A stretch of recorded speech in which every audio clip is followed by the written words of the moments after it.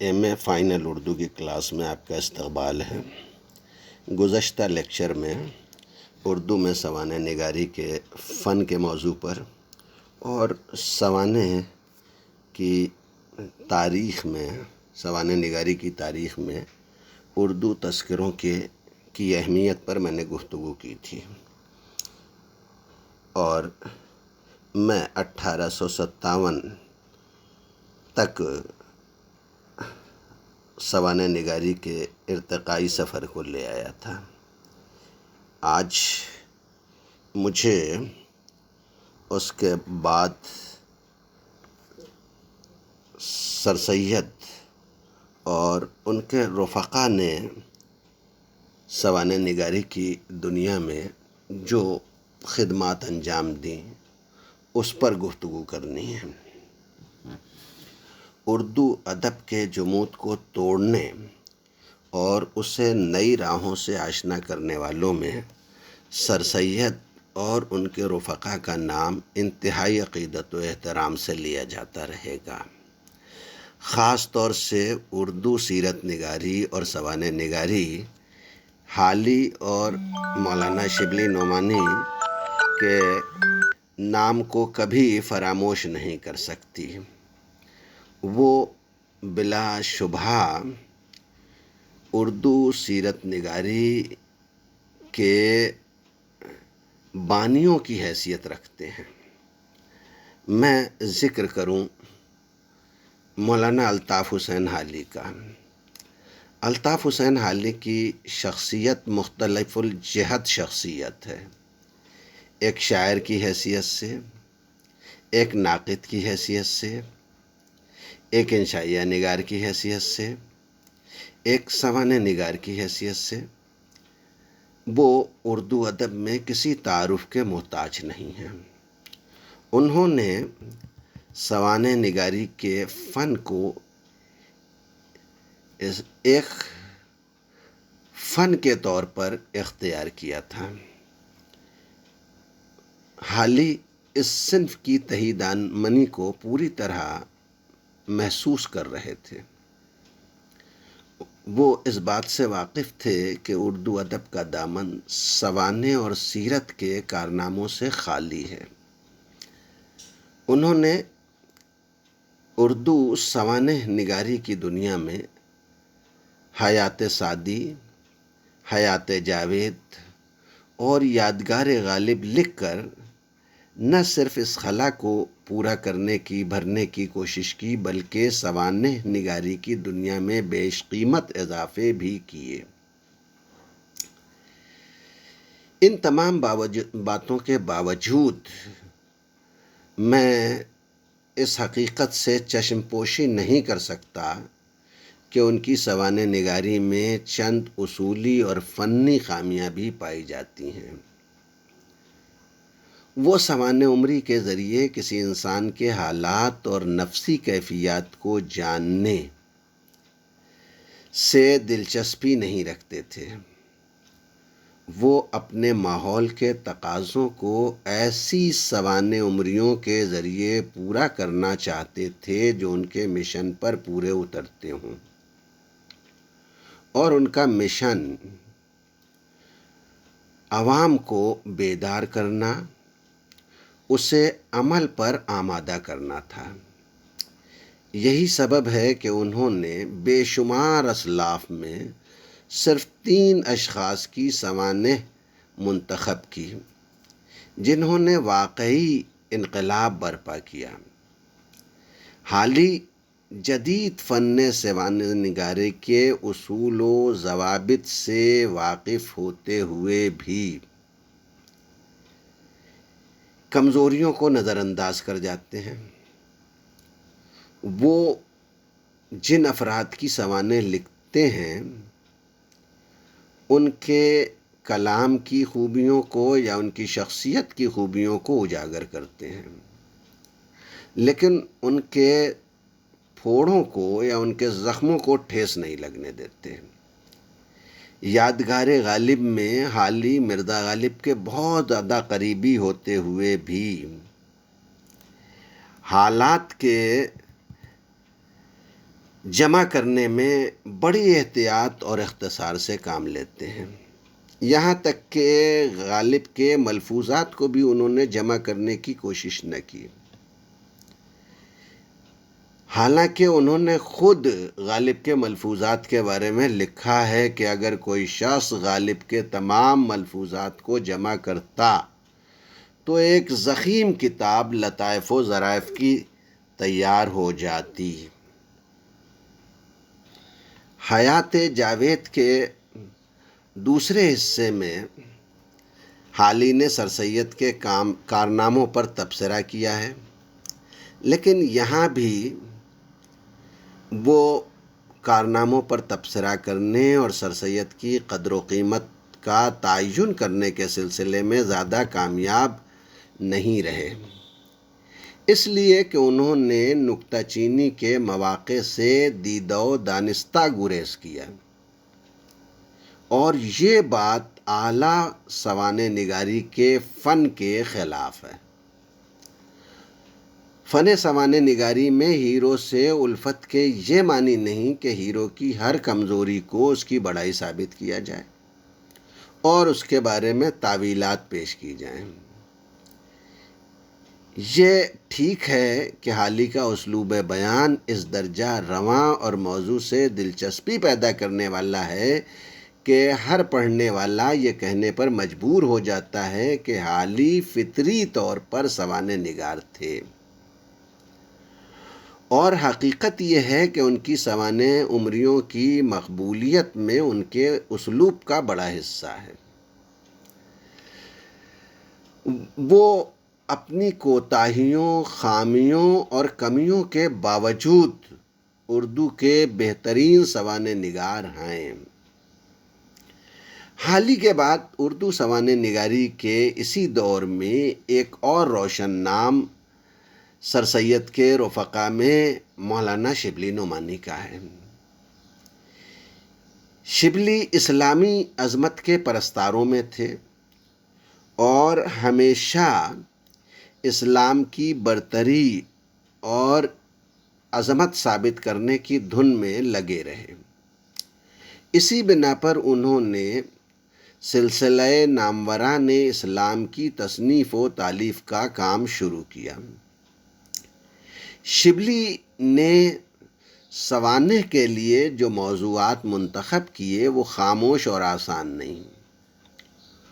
انہوں نے ایسے موضوعات منتخب کیے جن کے جاہ و جلال کے آگے بڑے بڑے سر جھکے تھے۔ خلفاء میں حضرت عمر، شاہان اسلام میں مامون رشید، علماء میں ابو حنیفہ اور امام غزالی کا انتخاب کیا۔ مامون رشید کی سوانح عمری انہوں نے المامون کے عنوان سے تحریر کی۔ یہ ان کی پہلی سوانحی تصنیف ہے جو 2 حصوں میں منقسم ہے۔ پہلے حصے میں سوانحی حالات، بادشاہ کے سوانحی حالات، خانہ جنگیاں، فتوحات ملکی اور اس کی وفات کا بیان ہے۔ دوسرے حصے میں ملکی حالات، مامون کے اخلاق و عادات وغیرہ کا بیان ہے۔ شبلی نے جس محنت سے تاریخی واقعات و شواہد تلاش کیے، اس سے اندازہ ہوتا ہے کہ وہ بادشاہ کا مرقع دیانتدارانہ طریقے پر پیش کرنا چاہتے ہیں، مگر حد درجے بڑھا ہوا بادشاہ کا عفو و درگزر، امور مملکت سے غفلت، مذہبی عقائد میں تضاد، لونڈیوں اور کنیزوں سے دلچسپی وغیرہ کے بیان میں اس کی شرافت و محاسن کو دل کھول کر بیان کرتے ہوئے شبلی نے اسے مثالی کردار بنا دیا ہے، اور اس دھن میں بادشاہ کی خلاف شرع باتوں کو بھی جائز قرار دیا ہے۔ یہاں ان کی تنقید کا انداز رکا ہوا ہے اور انہوں نے کہیں بھی کھل کر تنقید نہیں کی ہے۔ شبلی کی دوسری تصنیف سیرت نعمان ہے۔ یہ بھی 2 حصوں میں ہے۔ پہلے حصے میں حالات زندگی بیان ہوئے ہیں اور دوسرے حصے میں امام ابو حنیفہ کے کارنامے بیان کیے ہیں۔ اس سوانح عمری میں شبلی نے انہی واقعات کو اہمیت دی ہے جو عقل و ادراک کی کسوٹی پر پورے اترتے ہیں۔ خوش اعتقادی سے پیدا شدہ واقعات پر زور نہیں دیا ہے۔ الفاروق اپنے مواد کی تشکیل اور سوانح نگارانہ تکنیک اور مصنف کی ذاتی دلچسپی کے لحاظ سے ان کی تمام سوانحی تصانیف پر فوقیت رکھتی ہے۔ ان کی زندگی کا بڑا حصہ اس کی تحقیق میں گزرا، مواد کی جمع آوری اور موضوع سے پوری واقفیت بہم پہنچانے کے لیے وہ روم و شام کے کتب خانوں تک گئے۔ اس سوانح عمری میں بھی شبلی نے تاریخی اسباب و علل کو سوانح کے باب میں مقدم سمجھا اور ان تمام باتوں کا ذکر کیا جن کا اثر حضرت عمر کی شخصیت پر پڑا۔ اس سوانح عمری میں شبلی کا فنی شعور اپنے کمال پر نظر آتا ہے۔ اگرچہ الفاروق کا بڑا حصہ حضرت عمر کے تدبر اور ملکی انتظام کی جزیاتی تفصیلات پر مشتمل ہے، لیکن حضرت عمر کی قابلیت، ان کی سیرت، ان کے مذاق شعر و ادب، علمی رجحانات اور فطری سادگی کا بھی ذکر بڑی تفصیل سے انہوں نے کیا ہے۔ الغزالی کو ایک کامیاب سوانح عمری نہیں کہا جا سکتا۔ خود شبلی کا مقصد بھی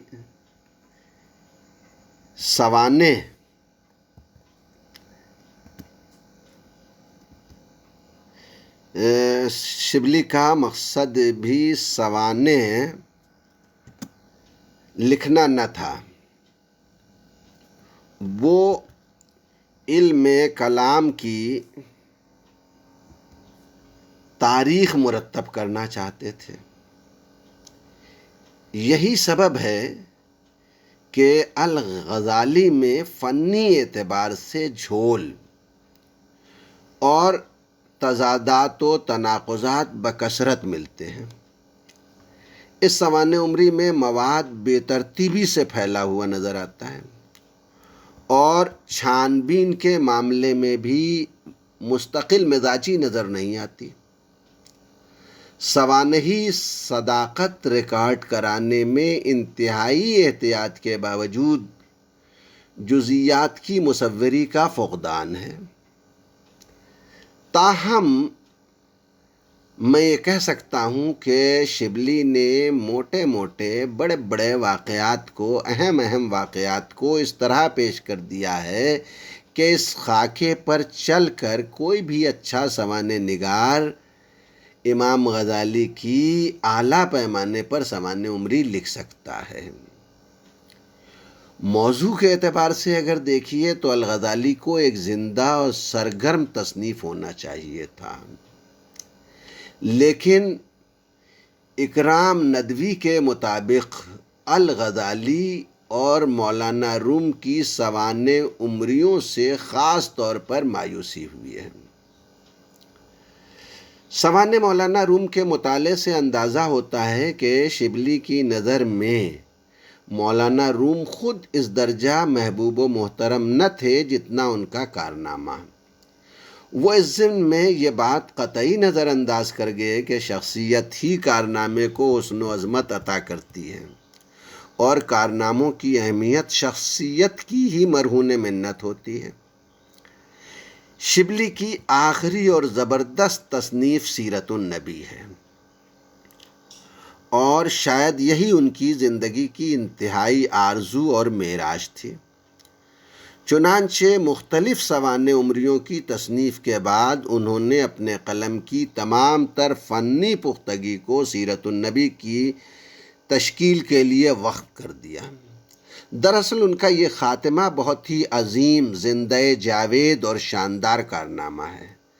اگرچہ سلسلہ ناموران اسلام لکھتے وقت اور بعد میں بارہا شبلی کو یہ خیال آیا کہ یہ کام سب سے مقدم ہونا چاہیے، اس لیے کہ اسی شخصیت نے سب کو نامور بنایا، مگر یہ کام آسان نہ تھا۔ ممکن ہے شبلی سیرت النبی کی تصنیف میں اس درجہ احتیاط سے کام نہ لیتے اگر ان کے پیش نظر اس کی ضرورت اور اہمیت کا عالمگیر نظریہ نہ ہوتا، لیکن چونکہ ان کو یقین تھا کہ اس مقدس سوانح عمری کی تمام عالم کو ضرورت ہے، یہ محض اسلامی یا مذہبی ضرورت نہیں بلکہ ایک علمی، اخلاقی، تمدنی اور ادبی ضرورت ہے، اس لیے وہ اس میدان میں پھونک پھونک کر قدم رکھتے ہوئے اپنے تمام تر حقیقی اور فنی حربوں کے ساتھ اترے، لیکن وہ اس کی 2 جلدیں بھی مکمل نہ کر سکے، مگر جتنا انہوں نے تحریر کیا اسی میں وہ اتنا بتا گئے کہ ان کے بعد کے سیرت نگار اس پر کوئی خاص اضافہ نہ کر سکے۔ اس کی سب سے اہم خصوصیت یہ ہے کہ شبلی نے پیغمبر اکرم کی سوانح کو جدید رنگ میں پیش کیا ہے، اور آپ کی زندگی کے جن پہلوؤں پر مغربی مصنفین اور دیگر غیر مسلم مناظرین نے اعتراضات کر کے شکوک و شبہات پیدا کر دیے تھے، ان کو منطقی دلائل اور واقعات کے تدریجی بیان سے دور کیا ہے۔ مندرجہ تجزیے سے جو میں نے آپ کے سامنے پیش کیا، اس تجزیے سے یہ بآسانی اندازہ ہوتا ہے کہ حال ہی کے معاصر اور ایک حد تک مقلد علامہ شبلی نعمانی بھی سوانح نگاری کی تاریخ میں ایک اہم مقام کے مالک ہیں، اور بعض امور میں مولانا حالی پر مولانا شبلی برتری رکھتے ہیں۔ 1857 سے لے کر 1910 تک کے دور میں، جس کا میں نے ابھی ذکر کیا، ایک اور بہت اہم نام ہے مرزا حیرت دہلوی کا۔ انہوں نے بھی کئی سوانح عمریاں تحریر کیں، مگر ان کی دستیاب سوانح عمریوں کی تعداد 3 ہے: حیات طیبہ، شاہ اسماعیل شہید کی سوانح عمری، حیات فردوسی اور سیرت محمدیہ۔ ان سوانح کو پڑھنے کے بعد یہ اندازہ ہوتا ہے کہ مرزا حیرت دہلوی کو سوانح نگاری کا خاصا سلیقہ حاصل ہے۔ وہ اپنے موضوع کو محض ایک مصلح قوم، مجاہد آزادی اور شہید کی حیثیت سے نہیں دیکھتے، بلکہ اس کے انسانی مشاغل اور خصائل پر بھی نظر رکھتے ہیں، اور ان کو اس بات کا بھی احساس ہے کہ کسی شخصیت کی تعمیر میں اس کے گھریلو ماحول، عادات اور نجی مشاغل کا بڑا ہاتھ ہوتا ہے۔ مرزا حیرت کے انداز نگارش پر نہ صرف مولانا شبلی بلکہ مولانا حالی کا بھی اثر ہے، جس کا ثبوت حیات طیبہ ہے۔ اس پر حیات جاوید کا اثر بہت واضح محسوس کیا جا سکتا ہے۔ اسی دور کے ایک اور قابل ذکر سوانح نگار منشی محمد فوق الدین فوق ہیں۔ انہوں نے 1 درجن کے قریب سوانح عمریاں لکھیں۔ ان کی سوانح عمریوں میں جو آج دستیاب ہیں ان میں للہ عارفہ، تذکرہ خواتین دکن، نور جہاں اور جہانگیر، حیات نور الدین جہانگیر اور سوانح عمری علامہ عبدالحکیم سیالکوٹی وغیرہ بہت اہم ہیں۔ ان میں ہر اعتبار سے علامہ عبدالحکیم کی سوانح عمری بہت اہم ہے۔ یہ مغلیہ سلطان جہانگیر اور شاہجہاں کے عہد کے ایک زبردست عالم تھے۔ یہ ان کی مستقل سوانح عمری ہے اور اسے منشی فاروق نے کافی دلچسپی سے تحریر کیا ہے۔ اس سوانح میں منشی فاروق مولانا حالی سے متاثر محسوس ہوتے ہیں۔ سر سید کے معاصرین میں ایک اہم نام نذیر احمد کا بھی ہے۔ نذیر احمد کی شناخت اگرچہ اردو ادب میں ناول نگار اور ایک ترجمہ کرنے والے کی حیثیت سے ہے، مگر امہات الامہ ان کی وہ اکلوتی تصنیف ہے جس نے ان کو سوانح نگاروں کی صف میں لا کھڑا کیا ہے۔ اس میں نذیر احمد نے امہات المومنین کی سوانح حیات لکھنے کے لیے وہی زبان استعمال کی ہے جو وہ اپنے ناولوں میں استعمال کرتے ہیں۔ اس عامیانہ زبان سے ان کے فن پر برا اثر پڑا۔ اعتراضات کے جن داغوں کو نذیر احمد امہات المومنین کے دامنوں سے دھونا چاہتے تھے، اس سے زیادہ گہرے داغ خود ان کے قلم کی بے راہ نے لگا دیے۔ اس طرح نذیر احمد کو ایک ناکام سوانح نگار کہا جا سکتا ہے۔